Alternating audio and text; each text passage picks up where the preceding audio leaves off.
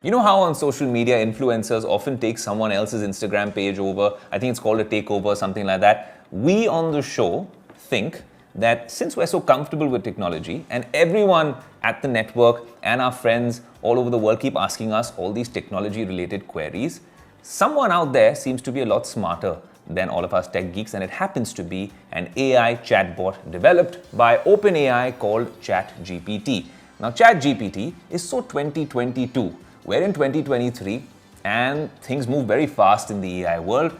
Microsoft has now integrated ChatGPT into its search engine Bing. Now, Bing seems to have lost ground over time when you're talking about search engines and you're comparing it to Google. Google nearly enjoys 90% of the market share when you're talking about search engines.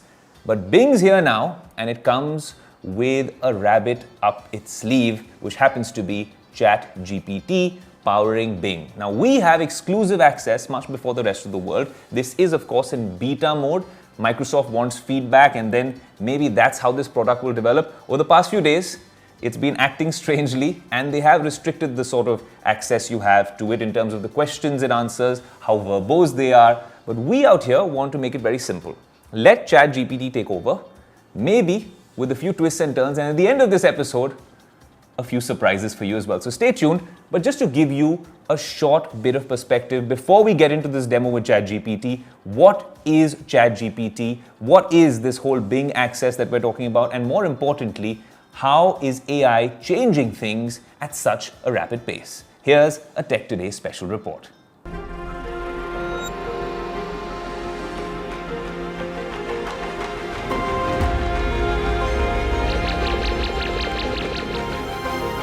The world we live in is rapidly changing, and at the forefront of this change is the rise of artificial intelligence and machine learning tools. My name is Sophia, and I am an artificially intelligent robot who wants to help change the world for the better. From intelligent personal assistants like Siri and Alexa to self-driving cars, these tools are revolutionizing the way we live, work, and interact with the world around us. The recent addition to this has been ChatGPT, which very quickly took the world by surprise. It was an OpenAI's ChatGPT that made us realize that robots and AI will not only take over technical jobs, but can very well come after creative jobs as well.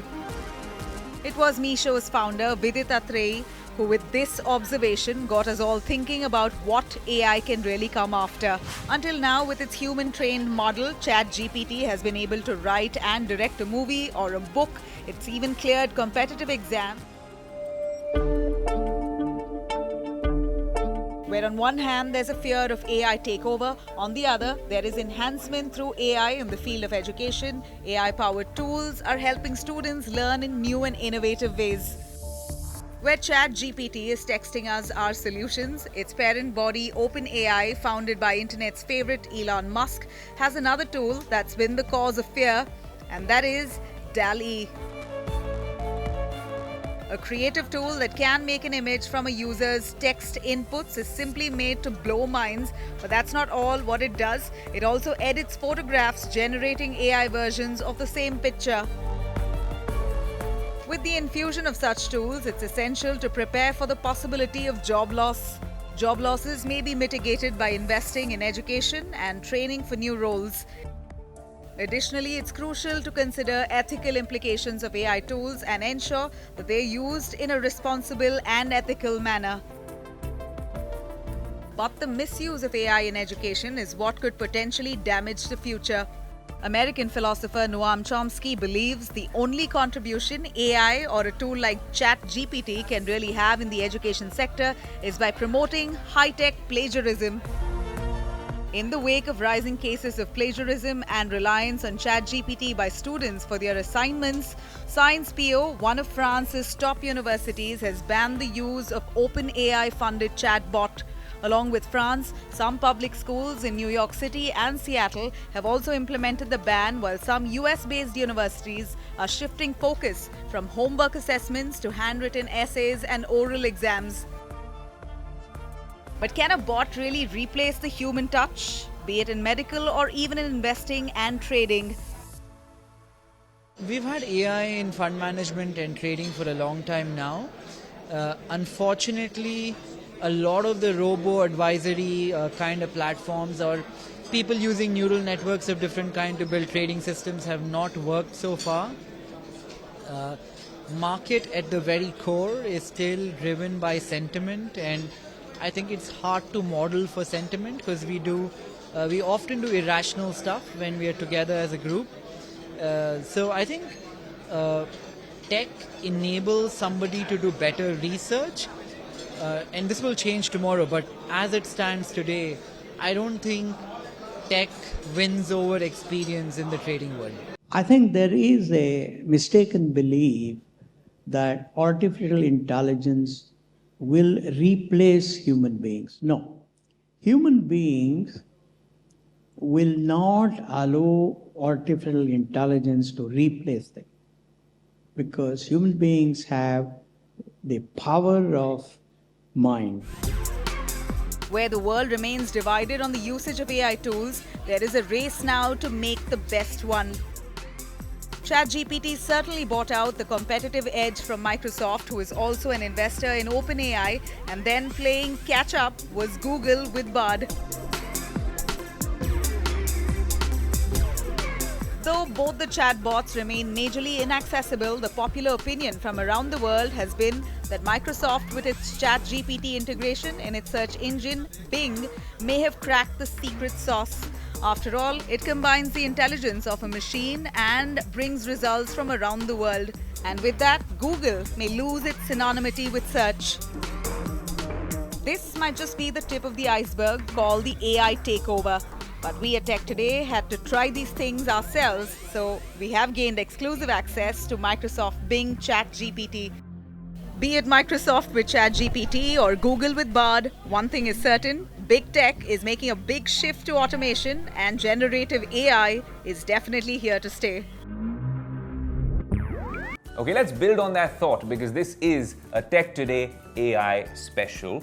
If you're talking about ChatGPT and you ask ChatGPT, what is ChatGPT? The answer you get is ChatGPT is an AI chatbot created by OpenAI, a startup which was funded initially by Elon Musk and now, of course, is heavily funded by Microsoft. And it was trained on a massive data set of text to generate human-like responses to prompts. ChatGPT was released in November 2022, and ever since then, we've gone crazy experimenting with it, but it requires you to have an account. Then, of course, now that they've shut access to it, you also have to go onto the website, then type stuff over there. And sometimes a lot of those answers turned out to be dated because their databases seem to be maybe a bit antiquated, maybe a bit dated. So you got 2021 or responses until 2022 on that chatbot. That might have been ChatGPT version 3, which is running now. What if I told you that they've souped it up and now put it in Bing, which is the default search engine on Microsoft's Internet Explorer, or what we like to call Edge? We have access to that, and let's get right to it. Just to tell you how this could be a game changer for Microsoft, and more importantly, a game changer for you and me and for humanity at large, because we tend to use Google to search for things. So just to put things into context, if you wanted to find out how Google works maybe a decade ago or maybe a couple of decades ago, you'd go to a library, find an encyclopedia. If that doesn't answer your question, then you'd find this book, How Google Works, written by Eric Schmidt and Jonathan Rosenberg. After reading 250, 260 pages, you would hope that you'd get an answer as to how the search giant actually works. If you ask ChatGPT on Bing the same very question, all you have to do is go on Microsoft Edge right here, and just like the normal search tab over here, we type how Google works, but instead of the normal search option, which works a lot like Google search, you hit this new chat button, which will be available to you guys very soon, and it gives you this lovely homepage saying, welcome to the new Bing, your AI-powered answer engine. And in a matter of seconds, it's already generated how Google is a search engine that processes websites into search results. It uses crawling, indexing, and ranking. What if we wanted to ask it the most common question at this FIFA World Cup, which is, who is the GOAT? For those of you watching, greatest of all time, Messi or Ronaldo? Right, a lot of y'all are going to be divided on this one. As a football fanatic, I have a particular answer, but how does ChatGPT analyze it? Is it just going to be a run-of-the-mill response or a link like Google gives me a random link? Or is it going to be, in a matter of seconds, a proper analysis? First, it's told me GOAT stands for greatest of all time, and then it tells me that Messi and Ronaldo are two of the most famous soccer players in history. It goes down to give you stats about how someone has played in the La Liga, someone's played in the Premier League, and they're talking about how Messi could be better than Ronaldo, but it's also telling you that Ronaldo has more international success than Messi, but they're also talking about how he's won Euro 2016 with Portugal. Strangely, and this seems to be a small kink right here, it's not talking about Messi winning the World Cup. So maybe the kind of information it's pulling is a bit dated, and this will get better with time.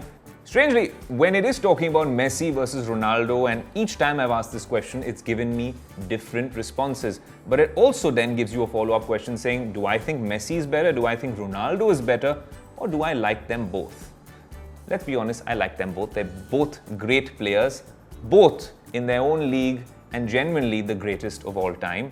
Now, if I keep prodding it on, because Microsoft's had so many responses coming to this Bing search engine, they have restricted some of them. So it will tell me saying, look, I'm done chatting with this. It's given me weird responses in the past couple of days. I'm done chatting. I will not indulge with you further in this conversation because of some of, maybe because of the fact that they've received some of these answers in its beta form have been curtailed, and rightfully so. But now let's ask it something a little bit more flavorful. I really like pav bhaji, and I think you get the best pav bhaji here in Mumbai.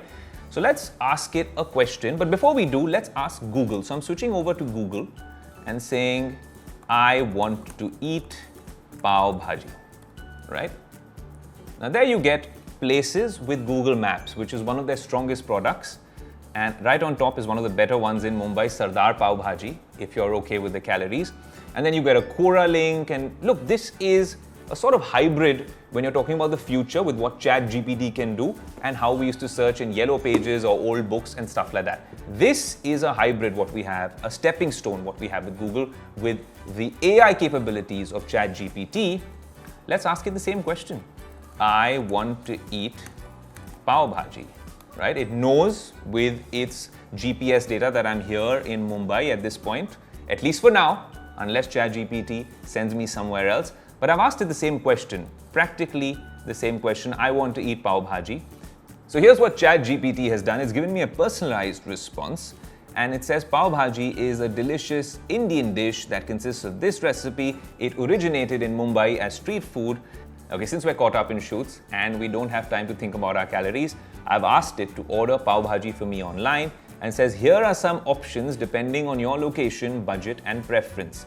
Google gave you Sardar Pav Bhaji right on top. Over here though, it says they are famous for their street style pav bhaji cooked on a charcoal fire with Amul butter and cheese. That's the closest that it comes to the response that I was expecting. And I think that's the difference. A small upgrade. Just think about how the user experience changes. One just gave you a list and then let you do what you wanted to.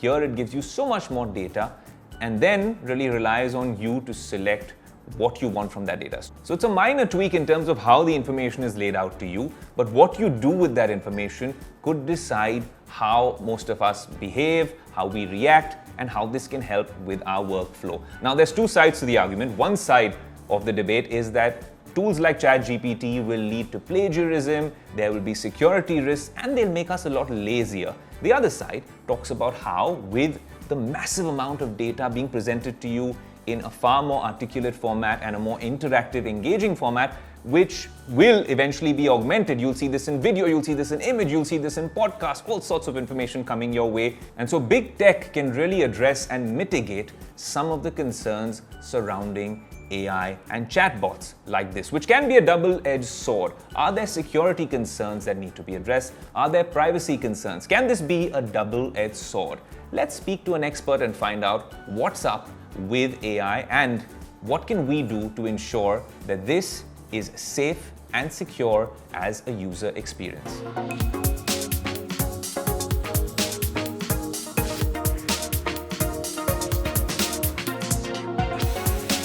Hi Candid, what a pleasure to have you on Tech Today. Now, as an ace cybersecurity expert, do you think that tools like ChatGPT, whilst they are very useful if used in the right way, can also prove to be a risk, especially when it comes to security. Some of the main risks with ChatGPT are privacy and trust. Because anything that a user enters into ChatGPT will be used for future training sets. So if, for example, you enter your password, some source code, or maybe the Aadhaar number, then this could come up as an answer for someone else in the future. And you probably don't really want that. Also, keep in mind that the answers are not always 100% accurate. So if you blindly trust them, you might still fall into a trap. And unfortunately as well, ChatGPT can be used for cybercriminals to make their attacks more efficient, like creating phishing emails or malware. Thanks so much for being so candid and sharing some of these perspectives. It's been an absolute pleasure to have you on Tech Today. ChatGPT, Bard AI, what's Google doing, Microsoft doing? We keep talking about it on Tech Today and on news networks. But what do you, the Tech Today community, or all of y'all, what do you think about AI and ChatGPT? Do you even know all about it? Should we give you a little 101? Well, Akanksha takes to the streets of New Delhi to find out. Have you been tracking tech news lately, and do you know what ChatGPT or Bard AI and all this, news about these things is? Yes, I know about ChatGPT. It's like an AI tool. I have a brief idea. ChatGPT provides you with solutions, and AI is artificial intelligence. Yeah, it's a AI system, I guess, and where you can chat to another person who is not real, I guess. Heard of ChatGPT? Yeah, I did. CBT? No, never heard of it. No, and I don't know anything about AI. Yeah, I'm a user of ChatGPT currently. I'm using it for content writing. No. What about you? No. Yes. Have you used it? Yes. What do you think about it? I think it's groundbreaking technology and it's going to change the world. No. Yes, but I haven't used it. I've heard of ChatGPT. My friends use it to do their assignments and stuff. Do you think it's going to take over jobs as well? 1000%. I think it probably will take away jobs. What do you use it for?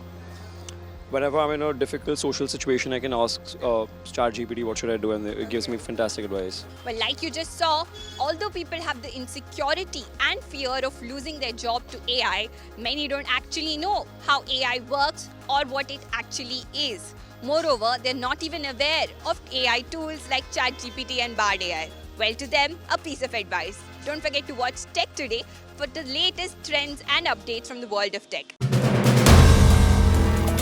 If you like the video, do like, comment, share and subscribe.